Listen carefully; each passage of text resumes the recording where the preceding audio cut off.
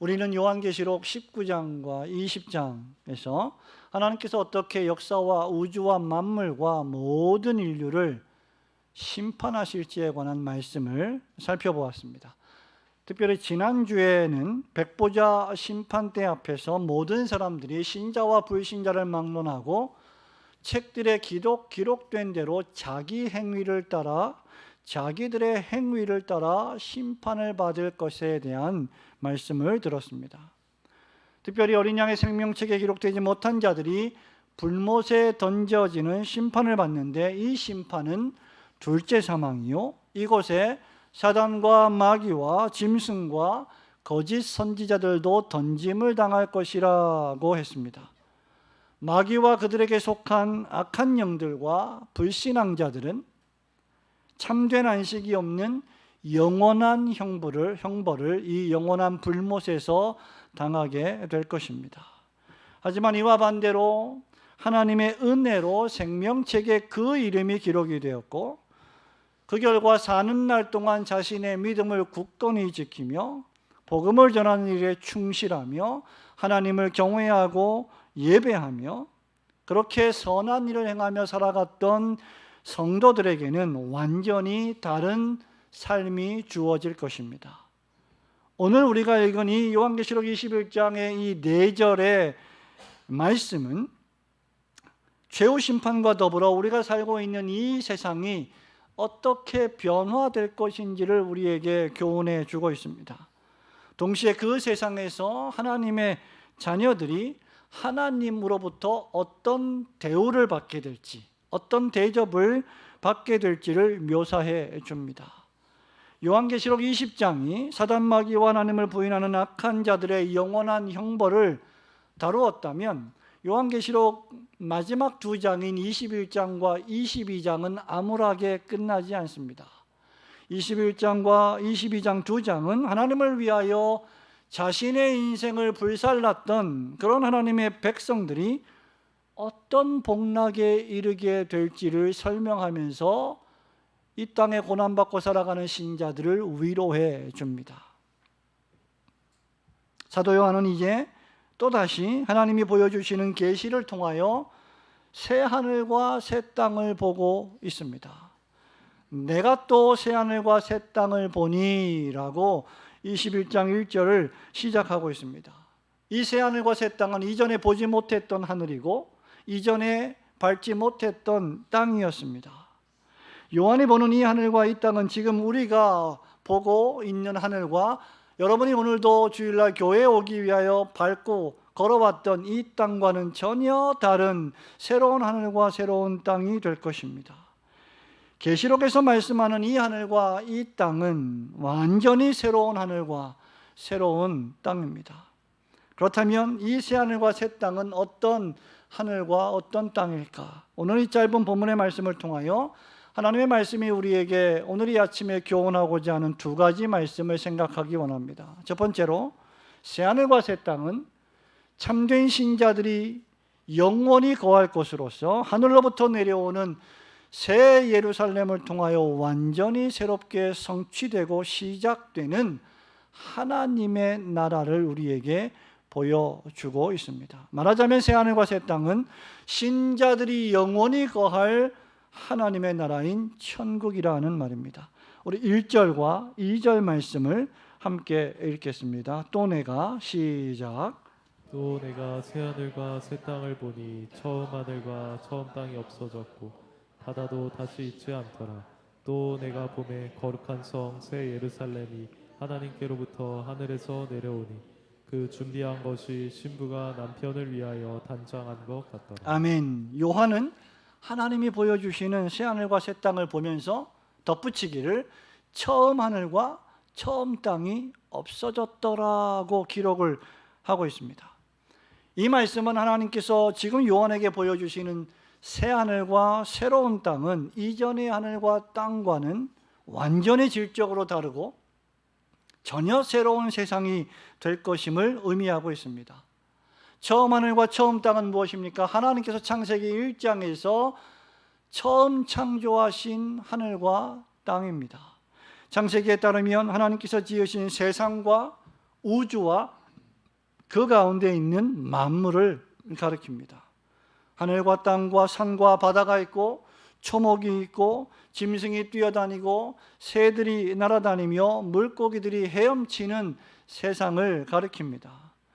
동시에 사단의 유혹으로 죄가 세상에 들어오고 아담과 하와가 범죄하여 타락함으로 죽음이라고 하는 형벌이 선고된 세상입니다. 최초의 인류뿐만 아니라 에덴 동산이 저주를 받았고 엉겅퀴를 내게 되었고 아담의 노동은 땀을 흘려야만 소산을 얻을 수 있는, 열매를 얻을 수 있는 고역이 되었고 하와의 출산은 고통이 되었습니다. 사람들은 태어나자마자 영적으로 죽었고 죽어가고 있으며 육체적으로도 마침내 죽게 될 세상, 그것이 바로 처음 하늘과 처음 땅입니다. 죄와 악으로 물들어버린 하늘과 땅입니다. 그런데 그 하늘과 땅이 온데간데 없다라고 요한이 말하고 있는 것입니다. 더 나아가 그 다음에 보면 바다도 다시 있지 않더라고 했는데 하늘과 땅을 언급하면서 왜 특별히 바다를 또 언급했을까?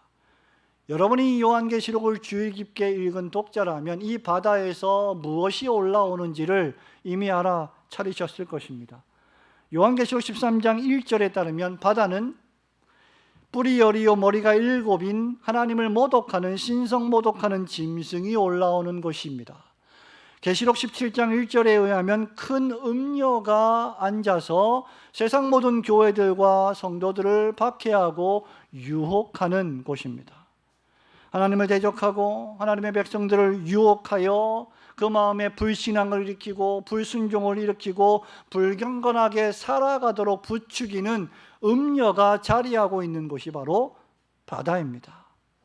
이 바다가 새하늘과 새 땅에는 더 이상 존재하지 않습니다. 사단마귀와 더불어 이 세상의 임금들과 음녀와 짐승들과 거짓 선지자들이 영원한 둘째 사망의 형벌을 받아 불못에 던져졌기 때문입니다. 그러므로 새하늘과 새 땅은 이제 더 이상 사단마귀의 유혹도 박해도 없는 곳입니다. 해와 달의 비침이 필요 없고 쓸데없는 곳이라고 했습니다. 왜냐하면 의의 태양이신 그리스도 예수께서 밝히 빛나고 계시기 때문입니다. 죄가 사라지고 죄인들에게 내려졌던 모든 진노와 저주가 사라지는 곳입니다. 더 이상 죽음이나 슬픔이, 질병이 존재하지 않는 곳입니다. 하나님께서는 로마의 박해 가운데 반모섬에 기약을 할 수 없이 유배당해 있던 요한에게 이 계시의 환상으로 지금 위로하고 계시는 것입니다. 그리고 이 말씀을 소아시아 7교회에 보내면서 하나님을 경외하고 경배하며 핍박받으며 살아가는 모든 교회와 성도들에게 위로하라고 보여주신 말씀입니다. 사실 하나님께서는 이 새하늘과 새 땅을 오래전 이사야 선지자를 통하여 이사야 65장 17절에서 이렇게 예언하셨습니다. 보라, 내가 새하늘과 새 땅을 창조하나니 이전 것은 기억되거나 마음에 생각나지 아니할 것이라. 이전 것 무엇입니까? 죄와 악으로 물든 세상과 그 세상 속에서의 수고와 슬픔으로 물든 세상은, 그러한 세상 속에서의 삶은 더 이상 기억되지 않을 것입니다. 이 얼마나 놀라운 예언의 말씀입니까? 성도 여러분, 여러분이 시편을 읽었다면 시편 90편 10절에서 모세가 사람의 인생을 무엇이라고 묘사했습니까? 우리의 인생이 70이요 강건하면 80이라도 그 내용은 수고와 슬픔뿐이요 신속히가 아니 우리가 날아가나이다. 마치 살을 떠난, 화살 시위를 떠난 살이 공중을 향해 날아가듯이 인간의 인생이 그렇게 순식간에 날아간다고 표현했습니다. 여러분, 우리의 인생 돌아볼 때에 기쁨도 있었고 행복도 있었고 즐거운 시간들도 순간순간 많이 있었지만 대부분 사실상 우리의 인생이라는 것이 수고요, 슬픔이 아닙니까? 여러분의 하루하루가 사실 수고가 아닙니까? 여러분의 일주일의 삶이, 한 달의 삶의 여로가 수고와 땀을 흘리고 노동하는 그 아픔이 아닙니까? 솔로몬이 시편 127편 2절에서 이렇게 말합니다. 너희가 일찍이 일어나고 늦게 누우며 수고의 떡을 먹음이 헛되도다. 그 뒤에 말씀에 보면 그러므로 하나님께서 사랑하시는 자에게 잠을 주시는도다. 하나님께서 사랑하시는 당신의 백성들에게 잠을 주시지 않는다면 하루 종일 열심히 일해서 수고의 떡을 먹는 것이 무슨 유익이 있겠느냐는 말씀입니다. 성도 여러분, 여러분의 노동이, 여러분의 일주일의 직장 생활이, 여러분의 사업이 수고가 아닙니까? 우리의 공부가, 학생은 우리의 공부가 수고가 아닙니까? 옛날에 어떤 책에 공부가 제일 쉬웠어요라는 책 제목이 있지만 거짓말입니다. 공부가 쉬운 사람이 어디 있습니까? 처음부터 끝까지 공부가 쉬운 사람은 아무도 없습니다. 공부도 수고요, 일도 수고요, 모든 것이 수고입니다. 자식들을 낳고 기르는 것도 수고입니다.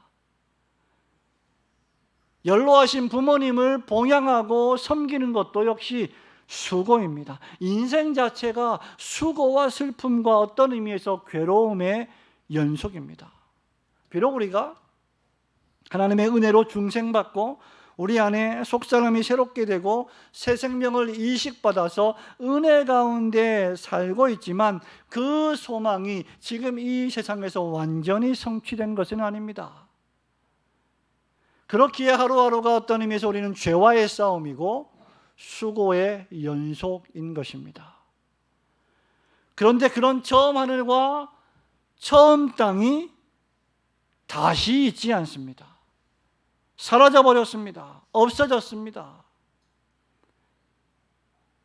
우리를 힘들게 하고 우리를 괴롭게 하는 죄와 악과 사단과 마귀와 불신앙이, 불순종이 사라져 버렸습니다. 우리가 살던 하늘과 땅이 완전히 새로운 하늘과 새로운 땅으로 변했습니다. 사도 베드로가 이 하늘과 이 땅을 어떻게 묘사하고 있습니까? 베드로후서 3장 10절에 보면 그러나 주의 날이 도둑같이 오리니 그 날에는 하늘이 큰 소리가 나서 떠나가고 물질이 뜨거운 불에 풀어지고 땅과 그 중에 있는 모든 일이 드러나리로다. 예수 그리스도께서 다시 오시는 재림의 날에 하나님께서 불을 보내사 이 땅을 모두 다 불로 태워서 정화시킨다는 말씀입니다. 베드로는 계속해서 베드로서 3장 11절부터 13절에서 이렇게 말합니다. 이 모든 것이 이렇게 풀어지리니 너희가 어떠한 사람이 되어야 마땅하냐? 거룩한 행실과 경건함으로 하나님의 날이 임하기를 바라보고 간절히 사모하라.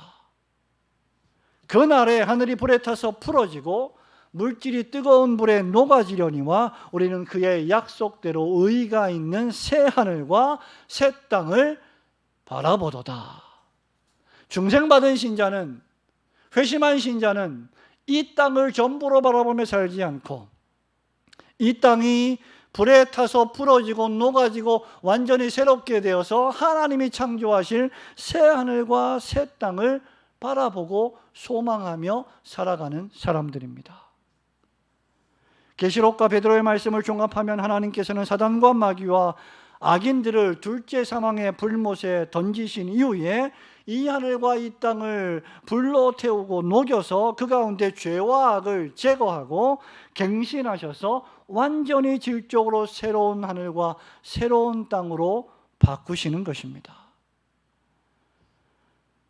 우리가 눈으로 보고 있는 이 하늘과 땅이 다 불타서 없어지고 하나님께서 완전히 새로운 세상을 창조하시는 것인지 아니면 이 세상을 불로 갱신시켜서 질적으로 새롭게 하시는지에 대해 많은 시간 논쟁할 필요는 없습니다. 신학자들이 이런 것을 가지고 이 세상이 변해서 새하늘과 새 땅이 될 것인지, 아니면 이 세상과 이 하늘과 땅을 완전히 다 없애버리고 새하늘과 새 땅을 아예 새롭게 창조하시는지에 대해서 연구하고 논쟁하는 데 시간을 많이 보내고 있습니다. 하지만 여러분, 어떻게 하시든지 본문 말씀의 초점과 강조점은 무엇입니까? 하나님께서 죄와 악을 형벌하시고 제거하시며 더 이상 죄와 악이 없는 완전히 새로운 하늘과 완전히 새로운 땅을 만드신다는 것입니다. 사도 바울은 로마서 8장에서 모든 피조물들도 하나님의 아들들이 나타나는 것을 기다리고 있는데, 그 이유는 8장 19절 23절에서 썩어짐의 종로릇 한 데서 해방되어 하나님의 자녀들의 영광의 자유에 이르기를 원하기 때문이라고 했습니다. 우리뿐만 아니라 몸의 구속함을 받은, 구원함을 받은 우리뿐만 아니라 모든 피조물들도 이 썩어짐의 종로를 하는 데서 해방되기를 탄식하고 있다라고 했습니다. 성도 여러분, 나아가 요한은 거룩한 성 새 예루살렘이 하늘에서 내려오는 것을 보았습니다. 2절에 보면 거룩한 성 새 예루살렘이 하나님께로부터 하늘에서 내려오니 그 준비한 것이 남편을 위하여 신부가 단장한 것 같더라고 했습니다. 새하늘과 새 땅에서도 그 중심은 거룩한 성 새 예루살렘이 될 것입니다. 예루살렘은 구약의 백성들이 하나님을 예배하는 상징적인 장소였습니다. 구약 시대에는 물리적인 이스라엘의 수도였지만, 신약 시대에서 하나님을 예배하는 모든 영적 이스라엘 백성들 모두와 그들이 예배하는 모든 처소들이, 장소들이 다 예루살렘이 될 것입니다. 그리고 이제 하나님은 새 예루살렘을 준비하십니다. 그런데 그 예루살렘이 남편을 위하여 아름답게 단장한 새하얀 드레스를 입고 화장을 한 신부와 같다라고 묘사했습니다. 그렇게 아름답다고 했습니다. 구약시대의 예루살렘은 자주자주 이방 나라들의 습격을 받았습니다. 침략을 받았고 공격을 받았습니다. 사도 요한 시대에도 지금 요한이 이 환상의 기록을 쓰고 있는 이 시간대에도 로마의 군병들에 의하여 예루살렘 성전은 완전히 파괴되었습니다. 지금도 예루살렘 주변은 여러 국가들의 공격을 받고 예루살렘의 심장부에 유대인과 무슬림의 성전이 동시에 위치하고 있습니다. 그러나 하늘에서 내려오는 예루살렘 성전은 세상에 있는 것 같지 않습니다. 그 성은 거룩한 성이요 새 예루살렘입니다. 본문 9절 10절에 따르면 이 거룩한 성 새 예루살렘은 어린 양의 아내이자 예수 그리스도의 신부인 교회이다라고 했습니다. 여러분, 요한계시록의 총 주제가 무엇인지 기억하고 계십니까? 요한계시록 설교를 우리가 43번째 듣고 있는데, 계시록의 총 주제는 예수 그리스도의 승리와 더불어 교회의 승리라고 했습니다. 그렇다면 하나님께서는 마지막 종말의 날에 어린 양의 피로 구속을 받고 끝까지 그 믿음을 지키며 자신에게 부여하신 그 믿음의 길을 완주하고 드디어 하나님의 날이 임하기를 간절히 사모하는 교회와 성도들을 거룩한 성 새 예루살렘으로 만드실 것입니다. 지금 지상에 있는 교회의 모습이 어떠하든지, 지금 지상에서 살아가고 있는 여러분의 신자 개개인의 모습이 얼마나 작아 보이고 초라해 보이든지 관계없이 하나님께서 만국을 심판하시는 그 날에 참된 교회와 신자들의 모습은 남편 대신 그리스도 예수를 위하여 단장한 신부와 같은 거룩한 성으로 변화될 것입니다. 하나님께서는 그렇기 때문에 묵묵히 신실하게 복음을 전하며 충성하는 그분의 자녀들을 흠도 없고 점도 없으며 주름 잡힌 것도 없는 영광스러운 교회로 만들어 주실 것입니다. 사도 바울이 에베소서 5장 25절에서 에베소 교회에 편지하면서 바로 이 일을 위하여 우리 예수님께서 교회를 위하여 그분의 몸을 주셨다라고 말씀하신 것입니다.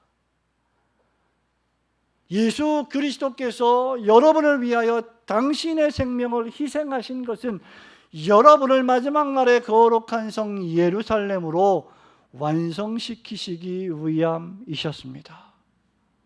그러므로 새하늘과 새 땅에서 거룩한 성 예루살렘으로 영광스럽게 변화될 그 날을 소망하면서 오늘도 내일도 모레도 여러분을 부르신 하나님께 항상 충성하시고 그분을 예배하시는 성도들이 되시기를 주님의 이름으로 축원합니다. 두 번째로 이 새하늘과 새 땅은 하나님께서 마침내 친히 성도의 하나님이 되실 것이라고 하는 하나님의 언약의 말씀의 완전한 성취를 보여줍니다. 하나님이 우리의 하나님이 되시고 우리가 하나님의 백성이 될 것이라는 구약과 신약 전 성경의 하나님의 약속이 궁극적으로 성취되는 것이 바로 새하늘과 새 땅이라는 말입니다. 우리 3절과 4절 말씀을 함께 보겠습니다. 내가 들으니 시작.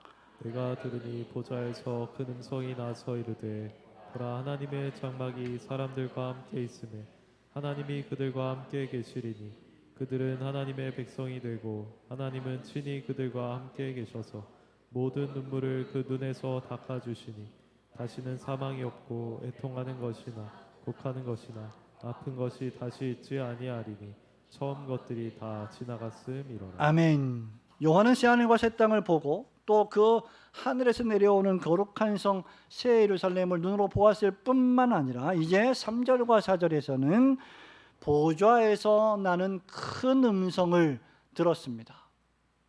완전히 총체적으로 요한은 하나님이 계시해 주시는 환상을 보았고 들었던 것입니다. 그 음성은 하나님의 장막이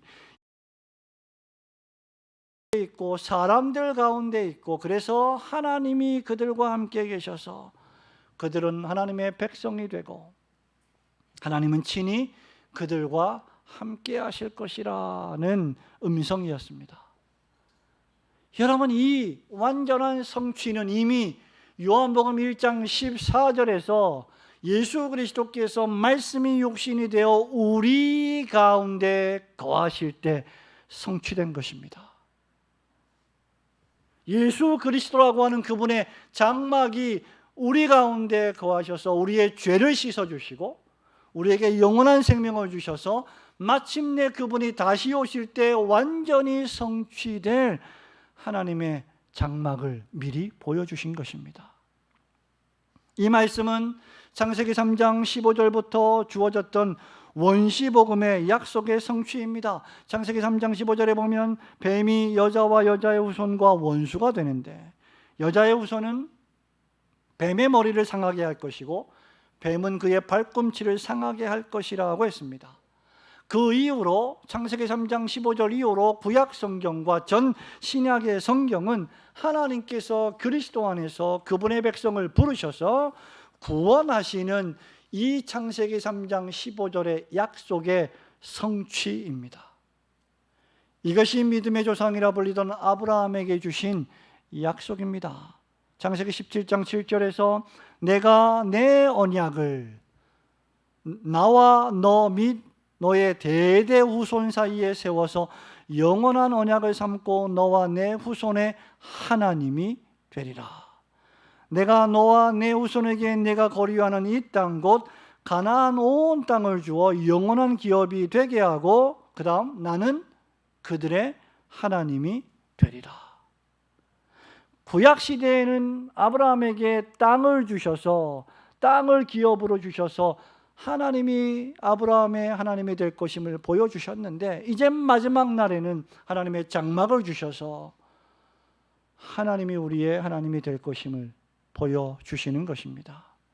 하나님이 이스라엘 백성을 430년 동안 종살이하던 애굽에서 출애굽 시켜주신 목적도 역시 동일합니다. 바로 하나님이 인도하실 땅에서 하나님을 섬기게 하시기 위함이었습니다.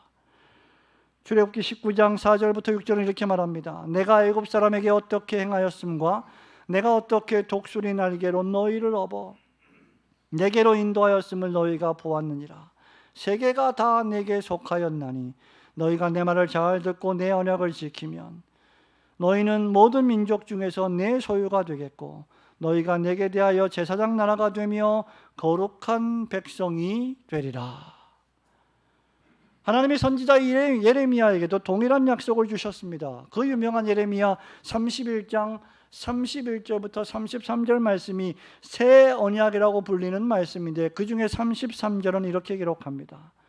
그러나 그 날 후에 내가 이스라엘 집과 맺을 언약은 이러하니 곧 내가 나의 법을 그들의 속에 두며 그들의 마음에 기록하여 나는 그들의 하나님이 되고 그들은 내 백성이 될 것이라. 여호와의 말씀이니라. 이스라엘 백성들에게 율법의 두 돌판을 주셨던 하나님께서는 이제 새 언약을 통해서 아예 우리의 심령 속에 하나님의 법을 기록하여 하나님이 우리의 하나님이 되시고 우리가 그분의 백성이 되게 해 주시겠다는 것이 언약의 핵심입니다. 그리고 오늘 우리가 읽은 이 계시록 말씀은 이 모든 언약의 말씀의 완전한 성취입니다. 3절에 보면 새하늘과 새 땅에서는 하나님의 장막이 사람들과 함께 하십니다. 온 인류 가운데 하나님의 은혜로 선택을 받아 생명책에 기록된 무수히 많은 하나님의 택한 백성들이 마침내 하나님의 백성이 되고 마침내 그분의 장막 안에 들어가게 될 것입니다. 그리고 그들은 하나님의 백성이 되고 하나님은 그들의 하나님이 되실 것입니다. 그 날에는 더 이상 믿음의 방황이 없을 것이고 연약도 사라질 것이고 의심도 없을 것이며 불신앙도 불순종도 존재하지 않을 것입니다. 하나님의 장막이 사람들 가운데 완전히 거할 것이기 때문입니다. 하나님께서 창조하신 이 세상이 죄로 말미암아 잠깐 타락하여 부패하고 불결하고 무질서하게 되었지만 그래서 하나님이 홍수로 심판하실 수밖에 없으셨고 또 불로 심판하실 수밖에 없으시지만 마침내 하나님이 이 하늘과 이 땅을 새 하늘과 새 땅으로 변화시키셔서 당신이 창조하신 그 처음 하늘과 처음 땅의 원래 목적을 하나님 보시기에 좋은 하늘과 땅으로 성취하실 것입니다. 하나님께서 택하신 그분의 자녀들을 불러서 이 세상의 지상교회에서 말씀과 기도로 훈련시키시다가 때가 찰 때 그분의 나라에서 그 구원의 목적을 완전히 성취하실 것입니다.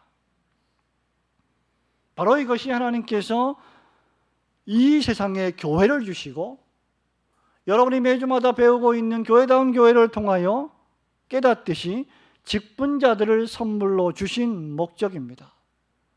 바울은 에베소 교회에 편지하면서 에베소서 4장 11절부터 13절에서 이렇게 말합니다. 그가 어떤 사람은 그리스도가 어떤 사람은 사도로 어떤 사람은 선지자로 또 어떤 사람은 복음 전하는 자로 어떤 사람은 목사와 교사로 삼으셨으니 이는 성도를 온전하게 하여 봉사의 일을 하게 하며 그리스도의 몸을 세우려 하심이라.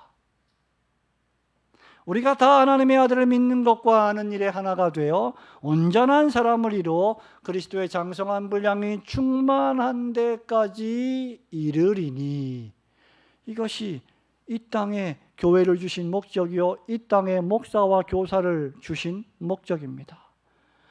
온전한 사람을 이루어 그리스도의 장성한 분량이 충만한 데까지 이르게 하시는 유일한 이유는 바로 하나님의 나라인 새하늘과 새 땅에서 그분의 백성으로 살게 하시려는 것입니다. 이어지는 4절의 말씀은 이제 그 새하늘과 새 땅에서의 삶이 어떠할지를 우리에게 보여줍니다. 우선 하나님께서는 성도들의 눈에서 흘린 모든 눈물을 닦아주십니다. 눈물을 닦아주신다는 말씀은 무엇을 의미할까요? 위로해 주신다는 말씀입니다. 성도들이 눈물을 흘리는 이유가 무엇일까요? 예수를 믿지 않는 불신자들과 악인들이, 죄인들이 흘리는 눈물과 성도들이 신가 있을까요? 성도들은 자신의 죄와 그 죄로 말미암아 죽음에 이르게 되는 상태를 탄식하며 눈물을 흘리는 것입니다. 사도 바울과 같이 내가 선을 행하고 싶은데 내 안에서 또 다른 지체가 나를 사로잡아서 악을 행하게 만드는 이 타락한 본성 때문에 성도들은 탄식하며 눈물을 흘립니다. 오호라, 나는 곤고한 사람이로다. 누가 이 사망의 몸에서 나를 건져내랴. 열심히 충성하고 싶은데 육신이 약하여 연약한 자신의 모습을 보며 눈물을 흘립니다. 또한 사랑하는 믿음의 가족이 죽어 세상을 떠날 때 인간적으로 슬퍼 우리는 눈물을 흘립니다. 다시 말하면 죄와 사망으로 인하여 우리는 눈물을 흘립니다. 또한 주님의 나라와 주님의 몸된 교회를 세워갈 때 묵묵히 수고하며 당하는 박해와 수고와 아픔으로 인하여 눈물을 흘립니다. 오래 참고 인내하며 절제하고 하나님을 예배하며 복음을 전하고 교회를 세워가는 삶을 살아갈 때 경제적으로, 정서적으로, 감정적으로, 영적으로 고난을 당하며 눈물을 흘리게 되어 있습니다. 사도 바울은 너희가 죄를 지어 고난을 당하면 무슨 유익이 있으리요? 애매히 고난을 당하면 아무 유익이 없다. 그러나 주를 위하여 고난을 당하면 범사에 유익하다 말했습니다. 그런데 하나님께서 그런 하나님의 나라와 주님의 몸된 교회와 주의 백성들을 위하여 수고하고 애쓰다가 흘렸던 우리의 눈에서 눈물을 닦아주시며 위로하십니다. 내가 다 안다. 내가 너의 수고를 다 안다. 내가 주를 위하여, 교회를 위하여 충성하며 수고하고 애썼던 그 슬픔을, 그 기도를 내가 다 듣고 알고 있다. 그동안 너무 수고 많았다. 착하고 충성된 종아, 이제 더 이상 눈물 흘릴 일은 없을 것이다. 그렇게 위로해 주십니다. 하나님은 선지자 이사야에게 이사야 25장 8절에서 이렇게 약속하셨습니다. 사망을 영원히 멸하실 것이라. 주 여호와께서 모든 얼굴에서 눈물을 씻기시며 자기 백성의 수치를 온 천하에서 제하시리라. 여호와께서 이같이 말씀하셨느니라. 그렇게 요한은 하늘의 보좌에서 들리는 이 음성을 통해서 4절 말씀에 보니까 다시는 사망이 없고 다시는 애통하는 것이 없고 다시는 곡하는 것이나 아픈 것이 있지 아니하리니 처음 것들이 다 지나갔음이로라 라고 쓰고 있는 것입니다. 성도 여러분, 이것이 예수를 믿는 성도들의 미래입니다. 잠시 잠깐 후면 우리가 겪을 영적인 복락의 상태입니다. 사도 요한은 그의 서신인 요한일서 3장 2절에서 이렇게 말했습니다. 사랑하는 자녀들아, 예수 믿는 신자들아, 우리가 지금은 하나님의 자녀야. 그런데 장래에 어떻게 될지는 아직 나타나지 아니하였으나 그가 나타나시면, 즉 그가 재림하시면, 그가 다시 오시면 우리가 그와 같을 줄을 아는 것은 그의 참모습 그대로 볼 것이기 때문이다. 우리도 주님과 같이 부활하여 영광스러운 몸으로 부활하여 주님과 함께 얼굴과 얼굴을 맞대하여 보게 될 것이라고 약속하고 있습니다. 성도 여러분, 지금 여러분이 어떤 일을 겪고 있든지, 개인적으로 어떤 아픔이 있든지, 교회가 공동체적으로 어떤 박해나 어려움에 처해 있든지, 그것은 확정된 것이 아닙니다. 결정된 것이 아닙니다. 확정되고 결정된 사실은 그 날에 우리가 주님과 같이 얼굴과 얼굴을 마주대하며 영광스러운 몸으로 부활하고 변화될 것이라는 사실입니다. 우리 눈에 더 이상 눈물이 흐르는 일은 없을 것입니다. 사망도 없을 것이고 질병도 없을 것입니다. 아픈 부모님을 봉양하면서 고통당하는 일도 더 이상 존재하지 않을 것입니다. 내 몸이 아파서 주님을 섬기는 일에 제한도 받지 않게 될 것입니다. 계절이 바뀔 때마다 알레르기 때문에 재채기를 하는 일도 없을 겁니다. 슬픈 것도 곡하는 것도 더 이상 존재하지 않을 것입니다. 바울은 이 나라에 들어가기를 소망했습니다. 지금도 나는 이 나라에 가기를 원하고 있다. 그러나 하나님께서 복음을 전하기 위하여 이 땅에 두신 것은 교회의 유익을 위함이라고 했습니다. 사단 마귀가 활개치고 죄와 악이 관영하던 처음 것들이 다 지나가는 세상이 도래할 것입니다. 바울은 부활장인 고린도전서 15장 마지막 몇 구절에서 이 위대한 승리를 이렇게 노래합니다. 보라, 내가 너희에게 비밀을 말하노니 우리가 다 잠잘 것이 아니요 즉 죽어서 무덤에 있을 것이 아니요 마지막 나팔의 순식간에 홀연히 다 변화하리니 나팔 소리가 나매 죽은 자들이 썩지 아니할 것으로 다시 살아나고 우리도 변화되리라. 이 썩을 것이 반드시 썩지 아니할 것을 입겠고 이 죽을 것이 죽지 아니함을 입으리로다. 이 썩을 것이 썩지 아니함을 입고 이 죽을 것이 죽지 아니함을 입을 때에는 사망을 삼키고 이기리라고 기록된 말씀이 이루어지리라. 그날에 우리 모든 참된 하나님의 자녀들은 토마스 버스턴 목사님이 말한 것처럼 더 이상 결코 죄를 지을 수 없는 영광스러운 영화의 상태에 진입하게 될 것입니다. 성도 여러분, 하루가 다르게 여러분 몸이 여기저기 아프고 노화되고 빨리 회복도 안 되고 피곤하고 지치고 우울감을 느끼십니까? 조금만 기다리십시오. 그런 것을 더 이상 느끼지 않는 날이 오게 될 것입니다.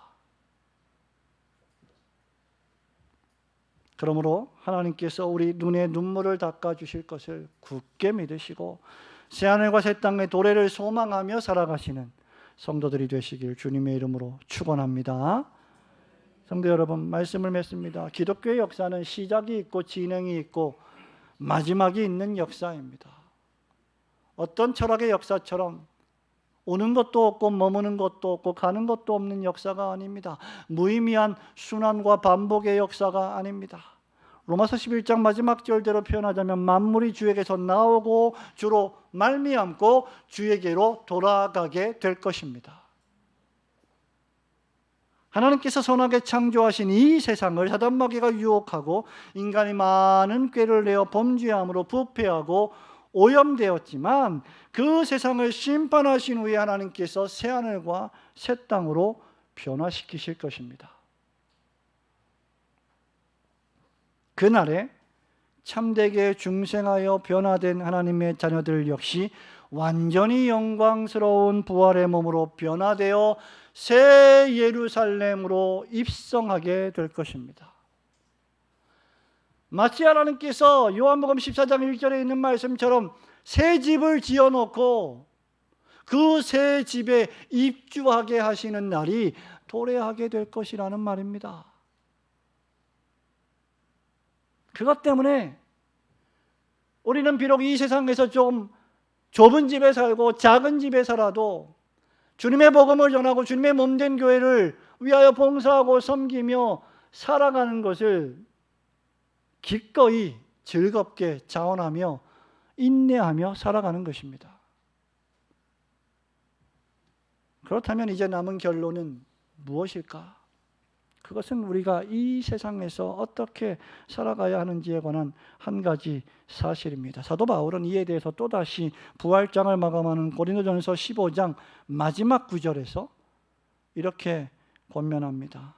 우리 주 예수 그리스도로 말미암아 우리에게 승리를 주시는 하나님께 감사하노니 그러므로 내 사랑하는 형제들아 견실하며 흔들리지 말고 항상 주의 일에 힘쓰는 자들이 되라.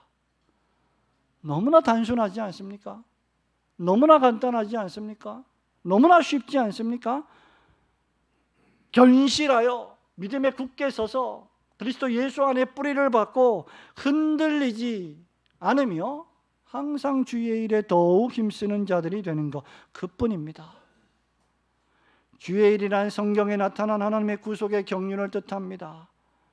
즉 이 세상과 나의 생명이 하나님의 구원의 복음을 전하는 일 때문에 존재한다는 것입니다.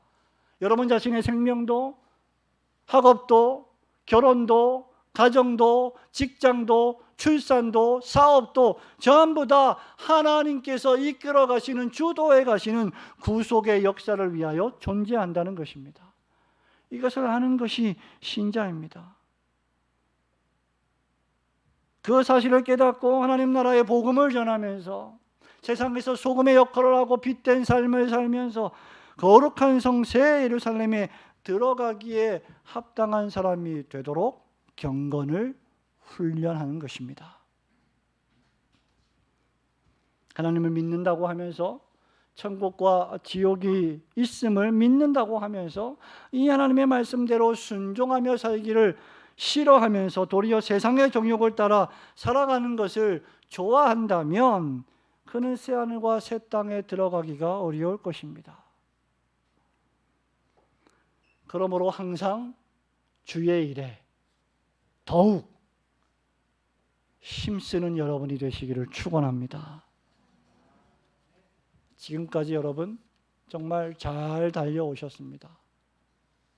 우리 올고든 교회뿐만 아니라 여러분의 평생의 인생의 여정을 살펴보면서 하나님을 떠나는 위험한 위기의 순간도 있었고 신앙생활을 배반하고자 하는 위기의 순간도 있었고 낙심되는 순간도 있었고 여러 고난과 고통의 순간들도 있었을 것입니다. 그런데 그 모든 것을 다 성령의 역사하심을 통하여 이기고 극복하고 여기까지 살아오셨습니다.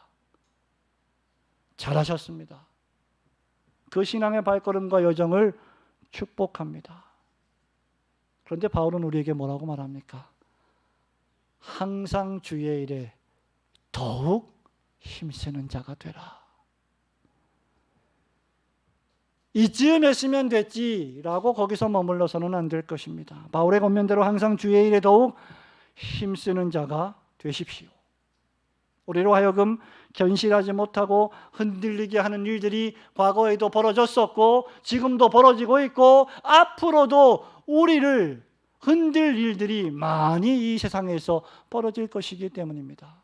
그것이 유혹이든 환난이든 핍박이든 질병이든 전쟁이든 사단 마귀가 활동하고 있는 이 시기에 우는 사자같이 삼킬 자를 찾게 될 것입니다.